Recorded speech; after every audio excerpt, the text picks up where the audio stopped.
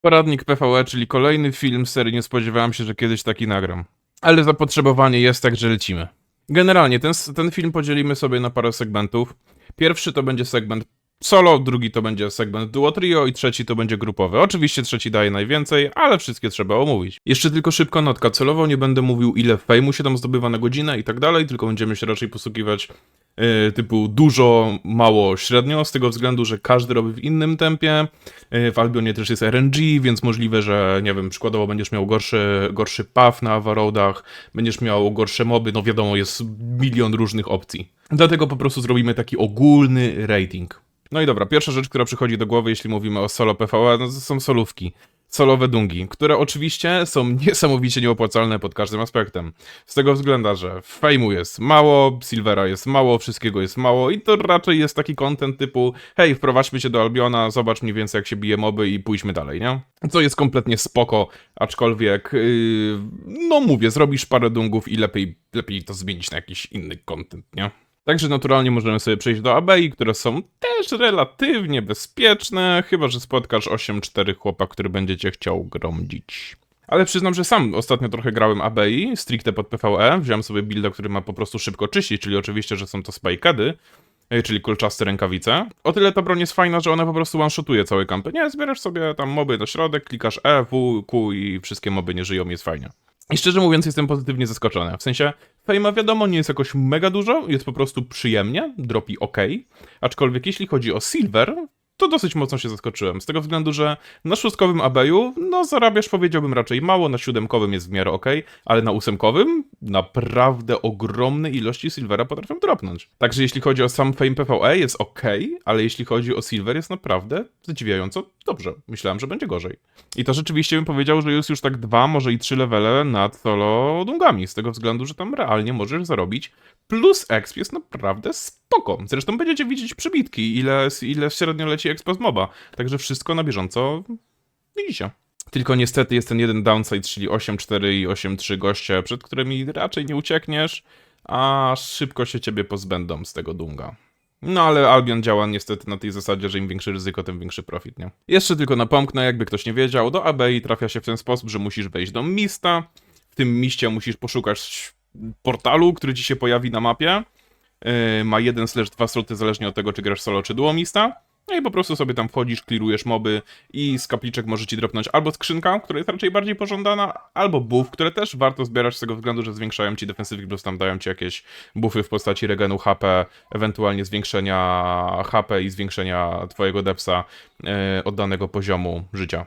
Czyli jak ktoś cię tam zbije do danego progu, to wtedy ci się to aktywuje, jest spoko. Bardzo dużo osób expi sobie również na Avaroadach. To znaczy, jak jesteś solo, ewentualnie duo, znajdujesz sobie w miarę spoko Avalona, na którym jest dużo zielonych skrzynek i po prostu sobie je farmisz. Oczywiście ja bym personalnie zalecał farmić tylko te średnie i duże skrzynki, z tego względu, że małe to ni to silvera i ni to expa, z tego względu, że moby tam się upgrade'ują, nie? W sensie moby dają więcej expa, im wyższa jest skrzynka, że tak powiem, nie? Tam cały camp się upgrade'uje, a nie tylko skrzynka. A co bym już niesamowicie zalecał, to znaleźć złoty Avalon, który prowadzi na ósemkową mapę, na której jest dużo solowych skrzynek zielonych. A naturalnie możecie tam trafić najpierw przejeżdżając przez hideoutówkę, czyli przez strefę przeważnie 3-członową, na której stoją sobie hideouty danych tam gildii, nie?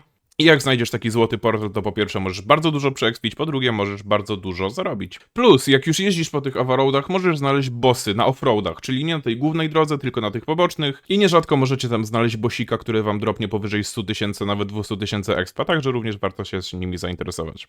Raczej na drop silvera dużego bym się nie spodziewał, ale jeśli chodzi o fame, dają akurat bardzo dużo. No i przechodzimy do grania deepów, ale solo. No i ma to trochę sensu z tego względu, że to jest jedyny w miarę okej, bezpieczny PvE fame, z tego względu, że jak tam umrzesz, to nie tracisz ekwipunku, a może jeszcze coś zarobisz, w sensie może dropnie ci skrzynkę i akurat coś ci wpadnie. Aczkolwiek musisz być przygotowany na to, że będzie cię biło raczej 2 graczy zamiast jednego, bo tam każdy gra w duo. Oczywiście, no, jest sporo osób z tą taktyką, w którą ty tam wchodzisz, że stricte chcesz przeekspić, to też jest sporo osób. Aczkolwiek raczej bym się nastawiał na to, że musisz mieć builda dosyć mobilnego, z tego względu, że będziesz musiał sporo uciekać. Ale no tak jak mówię, to jest ten case, że chcesz sobie coś obejrzeć w tle, a w międzyczasie przeekspić, to akurat wydaje się być spoko, no bo wiadomo, nic nie stracisz, a zawsze tego expa trochę wpadnie, nie?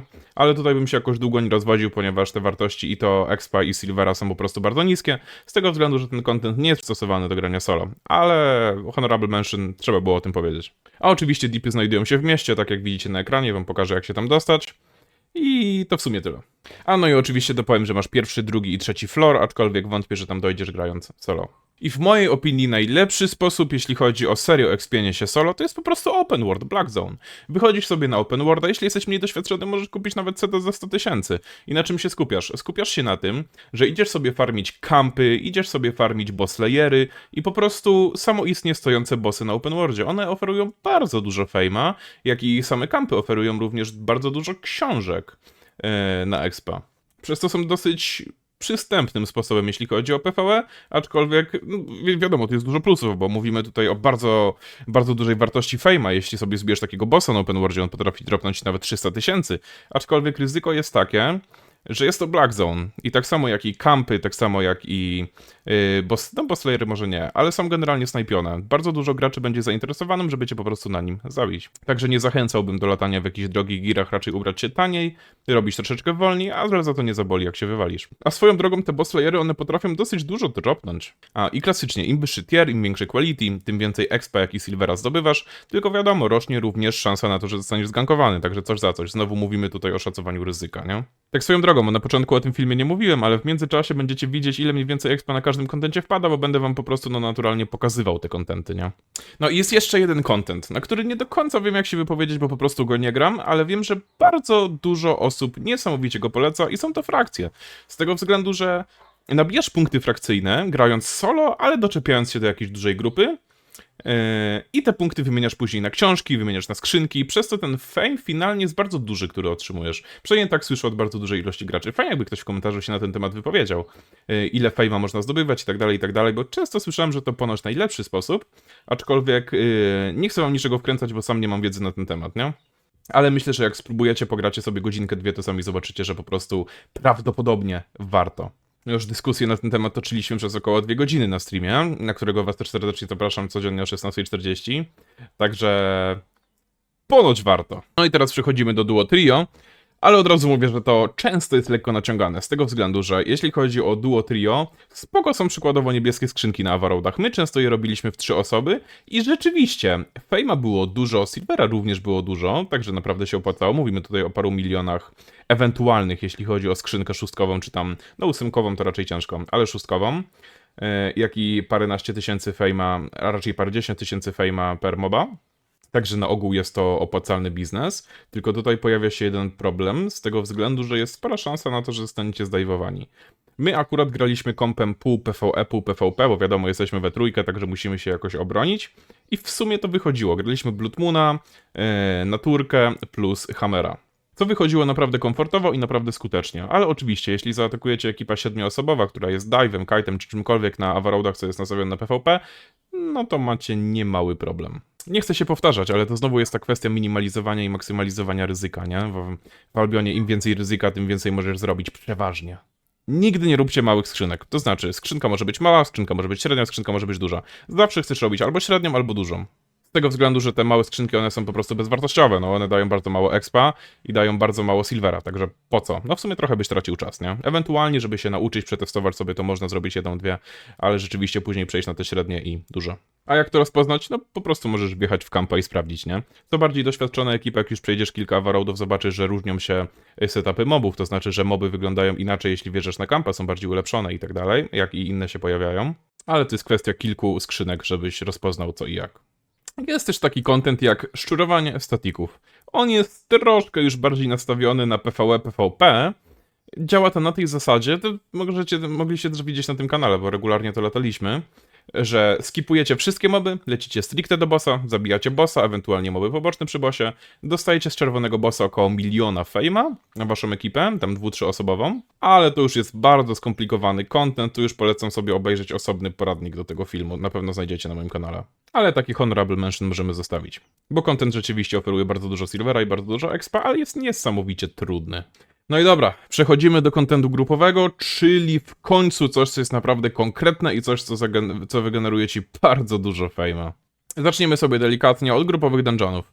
I ja uważam, że one są niesamowicie niedoceniane, z tego względu, że jeśli pojedziecie sobie ze znajomymi w te 5, no może 6 osób, jak idzie wam troszkę kiepsko, do szmuglera na mapy Quality 4, 5, 6, to rzeczywiście, odpalając mapki 8.2, 8.3, no 8.4, jeśli macie naprawdę dobre ekwipunki, jesteście w stanie kręcić bardzo dużo fejma, myślę, że zdecydowanie więcej niż na każdym kontencie, którym wymieniłem przed chwilą. Ryzyko jest dosyć niskie z tego względu, że po 90 sekundach grupówka się zamyka. Przez to tak naprawdę jedyne ryzyko, jakie podejmujecie, to przejechanie od szmuglera do grupówki. A jak zobaczycie gankerów, to po prostu cofacie do szmuglera i przeczekujecie. Sety na skipa wam wkleję na ekran, tak żebyście wiedzieli mniej więcej na czym jechać i jakie brać itemy, żeby po prostu dojechać do tej grupówki. A buildów nie podaję celowo z tego względu, że każdy dobiera sobie party tak jak chce i to przeważnie wasz raid leader będzie dopasowywał wszystkie buildy. A nawet w Albionie mamy coś takiego jak armory, przez co możecie sobie tam kliknąć, wejść na grupowe dungi i zobaczyć sobie czym grają ludzie. Choć tak od siebie mogę powiedzieć, że my przeważnie graliśmy Lightcallera, graliśmy Permafrosta, Shadowcallera i Healera plus tanka. Takim powiedzmy, że bratem tych grupowych dungów są grupowe kampy, które się respią na open worldzie, aczkolwiek nie uważam, że mają sens, z tego względu, że to jest praktycznie to samo co grupowy dung, tylko że z tą różnicą, że w każdym momencie może ktoś was wjechać, robicie to na open worldzie, bardzo łatwo jest dostać plecy czy jakiegoś szczura, przez co finalnie się wywalić. Czyli tak naprawdę zwiększacie sobie ryzyko bardzo małą różnicą zysku, bo może wam dropnąć więcej, robicie to szybciej, aczkolwiek czy warto jest ryzykować? Nie wydaje mi się, że w tym momencie. Raczej bym sobie ten content po prostu odpuścił. No i w tym momencie dochodzimy już do kompletnego endgame'u, jeśli chodzi o PvE, czyli awalońskie dungeony, tenmeny i world bossy. Zacznijmy sobie od awalońskich dungeonów. Warto też na początku zaznaczyć, że to nie jest content, który sobie losowo, że tak powiem, wejdziesz tak po prostu gdzie chcesz i tyle. Tutaj już rzeczywiście musisz dołączyć na jakiegoś Discorda, na których są organizowane te awalonskie dungi w 10 osób. Musisz mieć też seta minimum 6-4, a najlepiej to 7-4 i 8-4 broń. Z tego względu, że w 10 osób robisz dunga przystosowane do 20 osób, ale jak każdy dobrze wie w Albionie, już 20 osób nie opłaca się ich robić i tego nie robi praktycznie nikt. Ale tutaj już rozmawiamy o fejmie w postaci 100 000 expa za jednego moba. Także to jest naprawdę dużo. Ale ryzyko jest również ogromne, z tego względu, że ten dung się nie zamyka. Na wejściu musicie mieć czujkę, musicie mieć odpowiednie buildy, musicie mieć skipsety, żeby dojechać z hideoutu czy tam ze szmuglera do tego miejsca i rzeczywiście to farmić. A dive'y nie są rzadkie, także jest spora szansa, że będziecie mieć kontakty PvP, będziecie musieli uciekać przed gankerami, ale również profit jest ogromny. Z tego względu, że niejednokrotnie widzi się rozliczenia 20 milionów na głowę, 10 milionów na głowę, 15 milionów na głowę, czy tam rekordowo chyba 30 milionów na głowę widziałem. A sam fame może sięgać kilkunastu, jak nie kilkudziesięciu milionów na godzinę, jeśli robicie w naprawdę dobrej ekipie. I ważna kwestia, jeśli jesteście pierwszy raz na takim awodungu, warto jest to powiedzieć osobie prowadzącej, przez co ona przed każdym bossem będzie wam tłumaczyła mechaniki, jak co robić, jak do tego podejść i tak dalej. Ponieważ lepiej, żeby ci ktoś wytłumaczył, niż żeby się wywalał i później by się wszyscy na ciebie denerwowali, nie? A jeszcze prawie bym zapomniał. Generalnie są jeszcze złote skrzynki na Avaroadach, które są akurat wyśmienitym contentem. To prawda już kilkukrotnie były ponerfione, mówimy tutaj głównie o lucie, jak i w pewnym momencie fejmie. Aczkolwiek dalej radzą sobie bardzo dobrze z tego względu, że ilości fejma otrzymywane są wręcz przepotężne. Jedyny minus jest taki, że tych skrzynek musisz szukać, przez to zdarzają się momenty, w których przez 20-30 minut jeździsz bez celu i szukasz i nie możesz znaleźć. Ryzyko jest w miarę spore, z tego względu, że w każdym momencie każdy może ci wjechać na taką skrzynkę i cię zaatakować, co się w miarę często zdarza. Aczkolwiek sam zdobywany fame, jak i silver mocno to wynagradza. I jeszcze jedna bardzo ważna sprawa, czyli trzeba pamiętać o wszystkich buffach, które oferuje Albion. Mamy takie buffy jak buff z hideoutu, który oferuje ci, jak się nie mylę, nawet 10% zdobywanego fame'a. Mamy buff sezonowy, który dostajesz z nagród sezonowych, który oferuje ci również spory procent. Jak i co jakiś czas pojawiają się różne buffy, zależnie od tego, jaki jest event. Przykładowo, zjesz sobie jakieś ciasto i dostajesz, nie wiem, plus 25 czy tam 30% zdobywanego fame'a. Przeważnie robią to na jakieś Wielkanoc, święta, urodziny Albiona i tak dalej, i tak dalej. Jak i same bronie z mob fame'em również warto wziąć na niektóre kontenty. No wiadomo, które są bardziej bezpieczne niż mniej. I creme de la creme, czyli World Boss, czyli buffy World Bossowe, czyli content, na którym przeważnie musisz płacić, żeby zagrać. Fame jest bardzo zbliżony do tego, co masz na awalonskich dungach, wręcz powiedziałbym, że bliźniaczo podobny, aczkolwiek różnica jest taka, że content jest zdecydowanie bardziej bezpieczny, z tego względu, że masz na każdym gate'cie, na każdym przejściu na mapie czujkę, na każdym wjeździe na mapie czujkę, także wszystko, wszędzie masz informacje co i jak. No teraz jest akurat na większości worldbossów wojna o to, kto tego worldbossa posiada. To też jest dosyć abstrakcyjny temat, więc jest troszkę mniej bezpiecznie. Ale na ogół przez ostatnie lata dokładnie tak to wyglądało. Że wjeżdżasz, expisz się, bijesz mobki. Często też liderzy każą ci pobierać makro, co w sumie jest nielegalne w Albionie, ale dużo osób to stosuje. Tylko że właśnie Silvera tam akurat nie zrobisz wcale, choć musisz mniej zainwestować, także raczej patrzyłbym na to jako na czysty exp, czysty fame. Także z tego nic nie zarobisz, możesz jedynie wydać, jeśli chcesz przyekspić losowy set. Możesz też za parę milionów Silvera za godzinę zapisać się na rolę Licha, czyli osoba, która po prostu stoi na Battlemoncie, ma założonego seta, jakiego chce expić i po prostu dostaje expa i tam klika, wiadomo, jakieś skille, co nie jest bardzo trudne. Klikasz sobie tam losowo QW i tak dalej, nie? Jak ci kolor powie. Ale przeważnie to są koszty około 5 milionów za godzinę, nie? A fejma zdobywasz dużo, także często to się po prostu opłaca, ale też warto pamiętać, że na takiego Worldbossa nie wybierzesz się tak losowo, nie stwierdzisz sobie dzisiaj z chłopakami, ej, idziemy na Worldbossa, nie? Bo przeważnie zaloguje ci się 10 szczurów, które tego Worldbossa trzymają i będzie ciężko, nie? A niestety wszystkie Worldbossy są trzymane przez Worldboss Community i tak dalej, i tak dalej. Każdy ma tam jakieś swoje, więc nie da się tam expić na partyzanta, że tak powiem, nie? Co jest dosyć ciekawą patologią w Albionie, aczkolwiek no tak to działa. Aktualnie nie zapowiada się, żeby cokolwiek w tym temacie się zmieniło. I tutaj jest w sumie ten sam case, tak jak i z Avalonami, no musisz już dołączyć do jakiejś istniejącej ekipy, zagadać do chłopaków, oni się dodają na Discorda. Często są jakieś zasady typu, że musisz mieć czujkę na tym samym koncie, na którym grasz, czyli na telefonie masz czujkę, grasz na komputerze, co w sumie też jest nielegalne. W ogóle ten cały Worldboss jest praktycznie nielegalny. Ale Expo oferuje teoretycznie najwięcej, nie? Na dobrą sprawę to tyle. Na dobrą sprawę, jeśli chodzi o PvE, to jest w sumie tyle. Jeśli mielibyście jakieś swoje ciekawe sposoby, jak się expiliście i tak dalej, możecie o tym napisać w komentarzu. A jeśli byście robili zakupy w oficjalnym sklepie Albiona, możecie użyć kodu BAZY, przez co mocno wspieracie ten kanał. A ja w geście podziękowania przelosuję wam kilka milionów Silvera. Także możesz zostawić swój nick w komentarzu. I dziękuję ci bardzo za oglądanie.